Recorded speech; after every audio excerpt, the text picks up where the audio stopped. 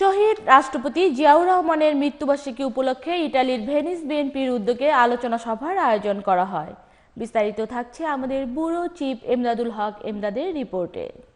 বাংলাদেশ জাতীয়তাবাদী দলের প্রতিষ্ঠাতা ও শহীদ রাষ্ট্রপতি জিয়া রহমানের 34তম শাহাদাত বার্ষিকী উপলক্ষে ভেনিস বিএনপি গত শনিবার সন্ধ্যায় স্থানীয় এক হলে আয়োজন করে শহীদ রাষ্ট্রপতি জিয়া রহমানের জীবনের উপর আলোচনা সভা মিলাদ ও দোয়া মাহফিলের। ভেনিস বিএনপির সভাপতি আব্দুল আজিজ সেলিমের সভাপতিত্বে সাধারণ সম্পাদক কামরুজ্জামান বাবুর পরিচালনায় বক্তব্য রাখেন সাংগঠনিক সম্পাদক শমশের আকবর পলাশ, মহিলা দলের সভানেত্রী শারমিন সুলতানা, যুগ্ম সাধারণ সম্পাদক কামাল উদ্দিন সিরাজ, প্রথম যুগ্ম সাধারণ সম্পাদক সুমন সিকদার, সহসভাপতি আনোয়ারুল ইসলাম ভূঁইয়া রুমি, সাইফুল ইসলাম খোকন, প্রথম সহসভাপতি হোসেন আলী, সহসভাপতি শফিক হাসান সহ আরও অনেক নেতাকর্মী।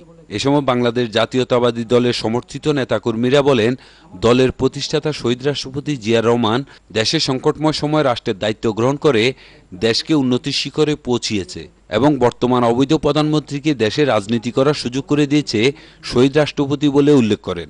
বঙ্গবন্ধুর কন্যাকে এই জিয়াউর রহমান এই দেশে এনেছিলেন বাংলাদেশের মানুষের জনগণের আশাকাঙ্ক্ষার গণতন্ত্রকে প্রতিষ্ঠিত করার জন্য। তত্ত্বাবধায়ক সরকার ফখরুদ্দিন মঈনুদ্দিনের সাথে আঘাত করে নাকে খড় দিয়ে বনসই দিয়ে পুতুল খেলার নির্বাচন করে ক্ষমতায় এসে রাতারাতি শেখ হাসিনার মামলাগুলো প্রত্যাহার করে নিয়েছেন।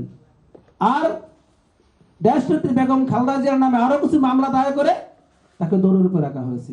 পরে শহীদ রাষ্ট্রপতি জিয়া রহমানের রুহের মাগফিরাত কামনা করে মিলাদ ও দোয়া করা হয়। ইতালির ভেনিস থেকে এমদাদুল হক এমদাদ, চ্যানেল আই।